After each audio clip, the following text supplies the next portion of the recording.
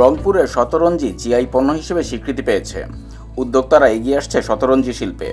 এমনই একজন নারী উদ্যোক্তা স্বপ্না রানী সেন। রংপুর ক্রাফট নামে একটি প্রতিষ্ঠান গড়ে তুলেছেন তিনি। 2011 সাল থেকে যাত্রা শুরু করে রংপুরের পাশাপাশি বাইরেও কারখানা করতে সমর্থ হয়েছেন। আর এতে প্রত্যক্ষ কর্মসংস্থান হয়েছে প্রায় 300 মানুষের। এছাড়াও পরোক্ষভাবে কাজ করছে সহস্রাধিক মানুষ। শুরুতে 50,000 টাকা মূলধন নিয়ে কাজ শুরু করলেও বর্তমানে প্রায় কোটি টাকার কাজের অর্ডার নিতে পারেন অনায়াসে। এরই মধ্যে তাদের তৈরি শতরঞ্জি কয়েকটি দেশে রপ্তানি হচ্ছে। প্রতিষ্ঠান নির্বাহী পরিচালক স্বপ্না রানী সেন।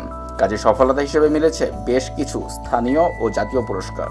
ব্যবসার পরিধি বাড়ানো তার প্রধান লক্ষ্য। এখন বায়ারদের মাধ্যমে বিভিন্ন দেশে শতরঞ্জি পাঠালেও নিকট ভবিষ্যতে নিজেই শতরঞ্জি পণ্য রপ্তানি করতে চান। পণ্যের গায়ে লেখা থাকবে মেড ইন রংপুর ক্রাফট। তবে স্বপ্ন পূরণে বেশ কিছু প্রতিবন্ধকতাও তুলে ধরেছেন তিনি। এই জন্য সরকারের সুদৃষ্টির পাশাপাশি ব্যাংক ঋণ সহজ করার দাবি জানিয়েছেন স্বপ্না রানী সেন।